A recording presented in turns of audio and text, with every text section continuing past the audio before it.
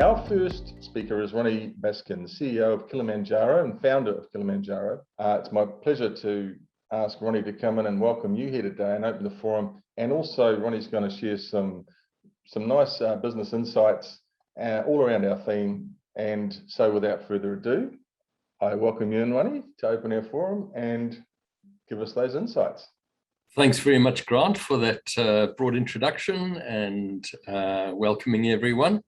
Indeed, Kilimanjaro Enterprise has been the sponsor of this event for a long time. Talking to this Exo group, you know that you've attended in one form or another for many years. I think 2007 was the first user group in a particular format. And we do also like to make sure that our Exo customers know that there is a pathway to the cloud if and when they want it. So hence you will have a little bit of a sneak peek today as well of advanced. So today we're talking about data-driven insights and making intelligent and informed decisions in real time. And the other speakers will be taking you on a more technical journey to explain to you how you can use your current system and possibly some connected services to get that real-time data out of your systems. But I'm going to frame it somewhat in talking about why we measure, what we measure, and selecting the right metrics to measure.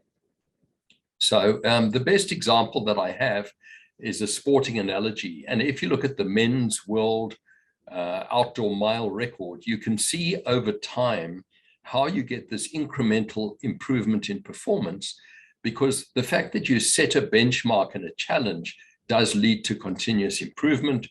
We are, as human beings, we are competitive. And of course, the other thing is that in most of your businesses, you are the entrepreneurs that have started the businesses, that are growing the business, and you have that entrepreneurial spirit to try and do better over time. You may, from time to time, see somebody claiming that there are 3 easy ways to improve your business within days or something like this. And most of us know that these things don't happen that way. It's small, incremental improvement, sharpening the saw as you go along. And sometimes you can go for a long period with no improvement. It's still important to measure to know if you're getting closer. As an example, the men's world outdoor mile record is held by a guy called Hicham El Garouch, I think if I pronounced it correctly. And it was actually set in 1999, 3 minutes, 43.13 seconds. And one thing is for sure, at some point, somebody will break that record. But simply because it's there and we are competitive. MYOB has recently published a document by Forrester's research. It was research commissioned by MYOB, and Simone may talk a little bit about that later. But in that research document, they showed how the wrong digital solution can actually have a negative impact on your business. Now, in today's chat, I'm not going to be talking about the wrong digital solution. I'm actually going to be talking about the selection of the wrong metric and how the selection of the metric impacts on behavior. Essentially talking about the dysfunctional consequences of performance measurement.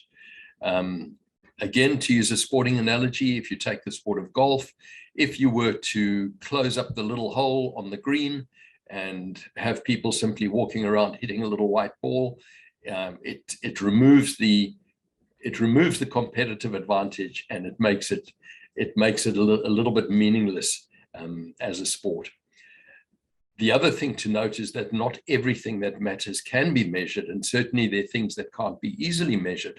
So if you talk about organizational culture or organizational climate or employee engagement, these are incredibly complex things to measure and distill down to a single number.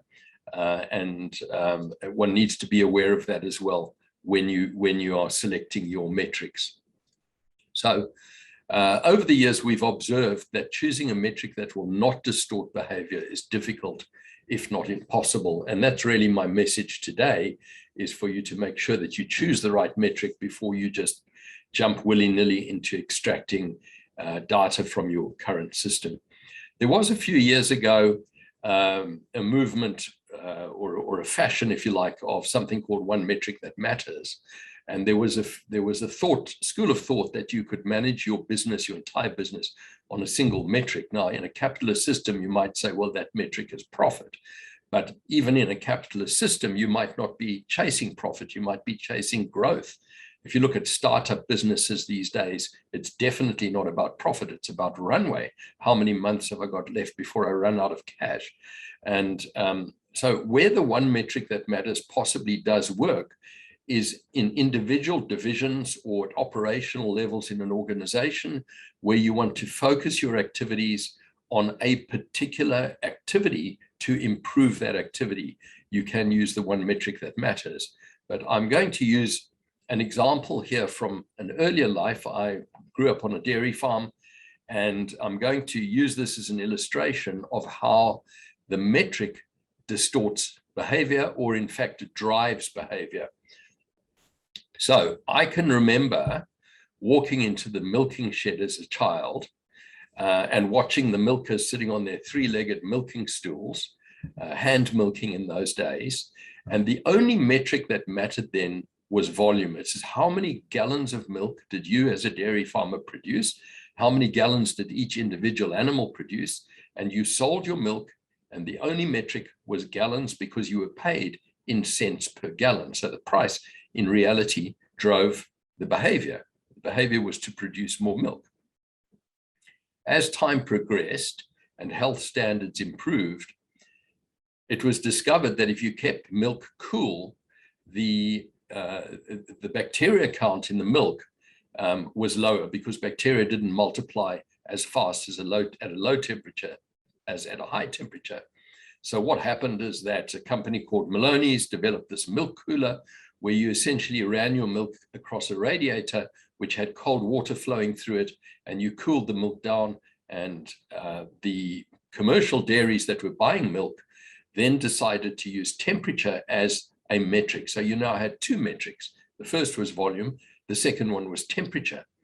That led to a whole industry developing around bulk milk storage, refrigerated storage, and massive companies like Alfa Laval started getting into the mechanization of the dairy industry and the ability to store milk at a low temperature to inhibit bacterial growth. So those were the two metrics then, was the volume and the temperature. As the science evolved and the ability to measure bacteria evolved, and you were able to do what was called a somatic cell count, so the commercial dairies started bringing in another metric, was the total plate count in your milk. And what you did as a farmer is that you realized that when you washed out your bulk milk tank, you shouldn't rinse it with water because water itself contained bacteria. So you rinsed it you cleaned it with detergents, and then you rinsed it with an acid rinse. And you also discovered that if you left a little bit of the acid rinse in the bottom, that also inhibited bacterial growth. So the commercial dairies had to introduce another metric, which was the quantity of chemicals in the milk that you were sending to inhibit that behavior on the part of farmers. Their other measurements had forced you to reduce bacteria, but they had inadvertently brought in another behavior that was not very desirable.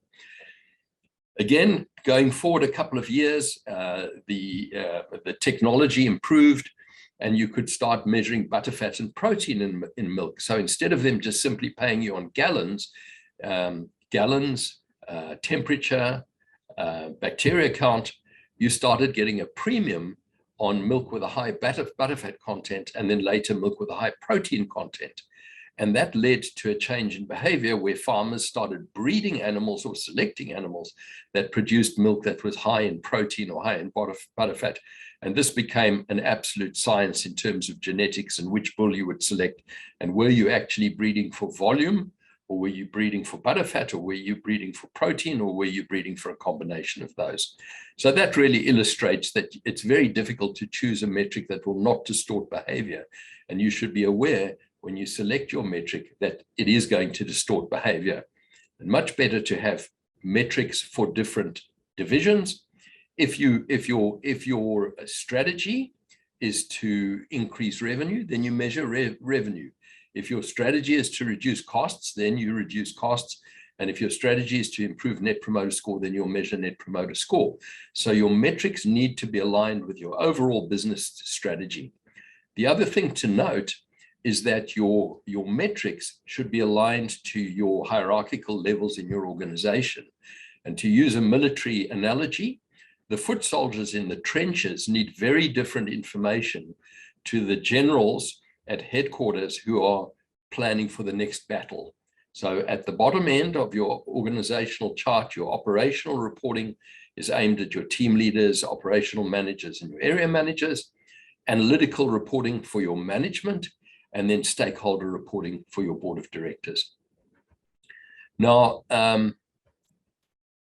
in terms of where that information comes from, there is such a wide range of reporting tools and BI tools available to you as Exo users. Within Exo itself, you've got some tools that you can use there. And we're going to be talking today about what you can do within Exo and with connected services products to pull out your data in real time and to analyze that in a way to get business intelligence so that you can make these decisions. So in summary, this is what you would do. In your own business, start off by identifying your critical success factors. Know what it is that will make your business successful. Your overall strategy needs to be defined before you start looking at measuring. So you identify your critical success factors. You then identify some what we call it verifiable indicators. What are the yardsticks that I'm going to choose to make sure that I'm achieving those critical success factors? You then choose your means of verification. In other words, what is the source of information? How am I going to collect it? How am I going to get this evidence of success or failure? And then you can start making your data-driven insights. And I'm going to leave it to the speakers that come after me to drill down in more detail and give you a much more focused view of how you can do that with your current systems and with peripheral systems that you might add on. So Grant, thank you very much for that. That's it from me for now. And I look forward to hearing the other speakers.